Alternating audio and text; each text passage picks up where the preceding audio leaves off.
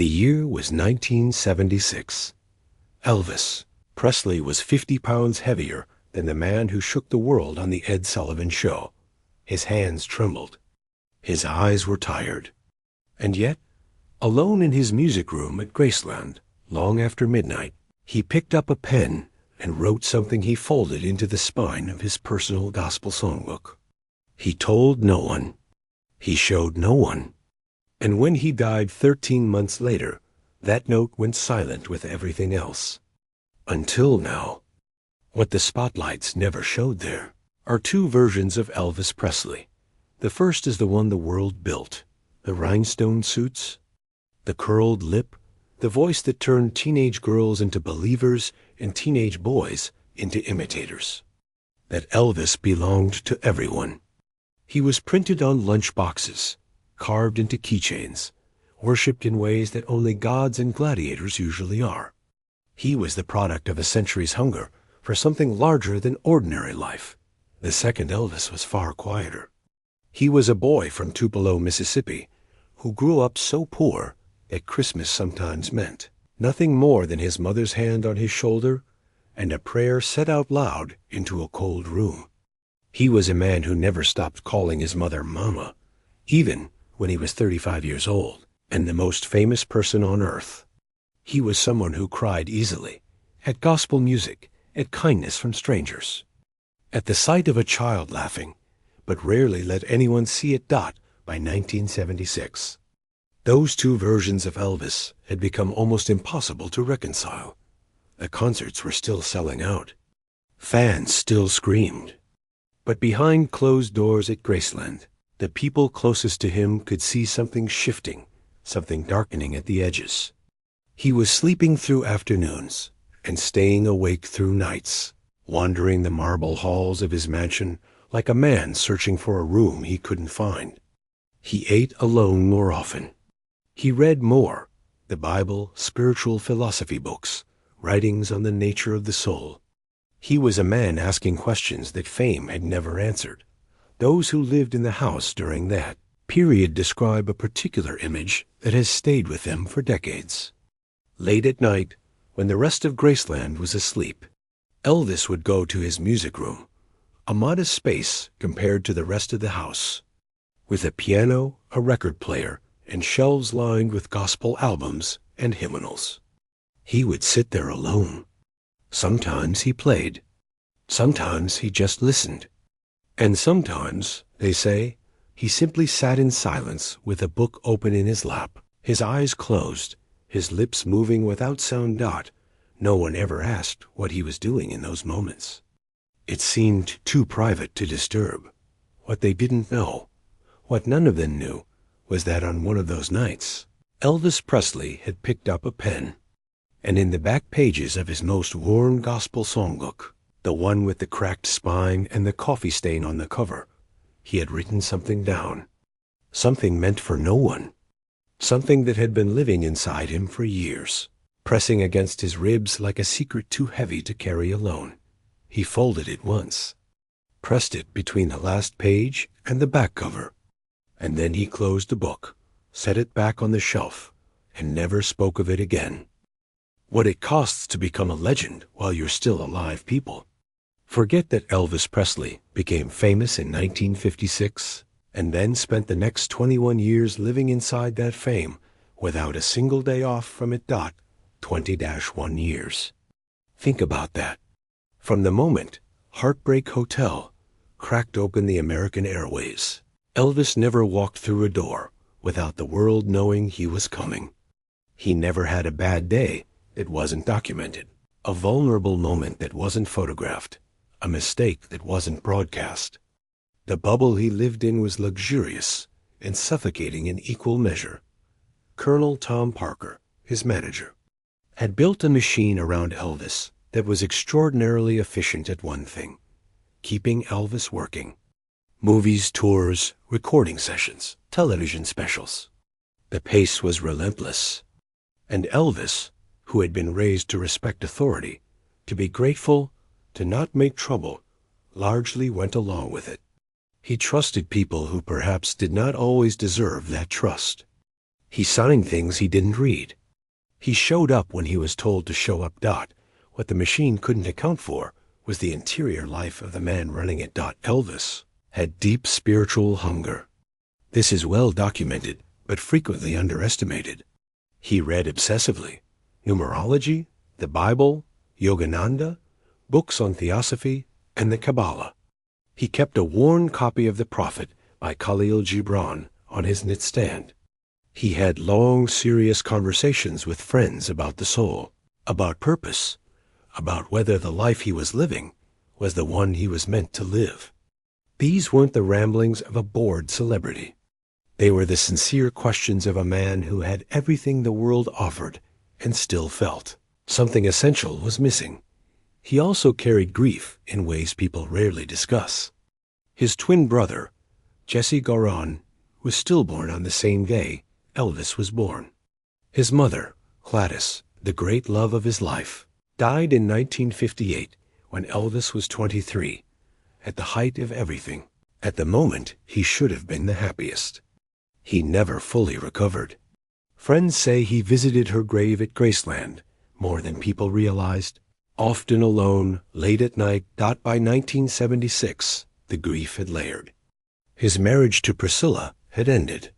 The connection with his daughter Lisa Marie was precious but complicated by distance and circumstance. The men around him, the Memphis Mafia, the inner circle, were loyal, but loyalty is not the same as understanding. Elvis was surrounded by people and profoundly alone. On the night he wrote the note in the Songbook, witnesses later pieced together he had spent the evening listening to gospel records. Mahalia Jackson, the Statesman Quartet, music that had been the first language of his soul before anyone had ever heard of him, back when he was just a skinny kid in Mississippi who sang in church because it was the one place he felt like himself. He had listened for hours. And then, sometime after 2 a.m., he had gone quiet and reached for the pen. Words written for God, found by the rest of us. The Songbook was discovered in 1982. 5 years after Elvis died, a woman named Doris Jean, who had worked at Graceland as part of the household staff during the 1970s, was helping to catalog items from the estate for the family archive. She had known Elvis personally, not as a fan, but as an employee who had brought him coffee and seen him in the small, unglamorous moments of daily life. She knew what his handwriting looked like. She recognized the book immediately as one he had cherished. When she opened it and the folded paper fell out, she almost missed it. It fluttered like a moth to the floor. She picked it up, unfolded it carefully, and read it once. Then she sat down on the floor of the music room and cried for a long time. She gave it to the family. It remained private for years, but those who have been trusted with its contents describe the same essential quality. It reads not like a letter and not like a diary entry. It reads like a prayer, a man speaking honestly to God or to himself, which, for Elvis, may have been the same thing. What the note contained, in essence, was an accounting. Elvis wrote about the distance between who he was on stage and who he was inside. He wrote about how the roar of a crowd was the loneliest sound in the world when you walked off stage and into silence. He wrote about his mother, about how he still heard her voice sometimes in the early morning, and how that was the best part of his day. He wrote about Lisa Marie, and how he hoped she would one day understand things about him that he didn't know how to say out loud. He wrote that he was tired, not of living, he was emphatic about that, but of performing a version of himself that had long since outgrown the original. He said he believed that God had given him his voice, not as a gift to keep, but as a thing to give away. And he hoped that somewhere in all the noise and lights and chaos, someone had actually received it. He wrote, "I don't know if I did it right. I just know I couldn't have done it different." And then he signed it, not with the famous signature, not Elvis, just his full name, written carefully, the way his mother had taught him to write it when he was a boy in Tupelo. Elvis Aaron Presley, a human being accounting for himself in the middle of the night. The note, the music, and the thing that survives all of it. Elvis Presley died on August 16th, 1977. He was 42 years old. The official cause of death was cardiac arrhythmia, a heart that had simply stopped. But those who loved him say the heart had been straining for a long time before that, under pressures that had no medical name. In the days that followed, Graceland received so many flowers that the staff ran out of places to put them. Thousands of people gathered outside the gates. Some of them had driven through the night. Some of them had flown from other countries. They stood in the Tennessee heat, and they wept without embarrassment, because Elvis had given them something real, even if they couldn't exactly name what it was. What he had given them, perhaps, was permission to feel things fully, to let music move you to tears without shame, to believe that something sacred could exist inside a 3-minute song. Elvis grew up in the Pentecostal church, where worship was physical and uninhibited, where the Spirit moved through you and you let it move. When he translated that into rock and roll, he scandalized half of America. But he also liberated the other half. He showed an entire generation that emotion was not weakness, that yearning was not embarrassing, that the body and the soul did not have to be at war. The note in the songbook matters because it shows us that he knew this.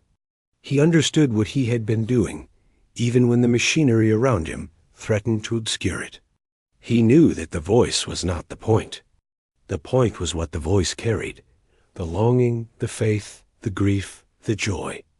The Mississippi mud and the Graceland marble all folded together into something that could come through a speaker and make a stranger feel less alone at 2 a.m.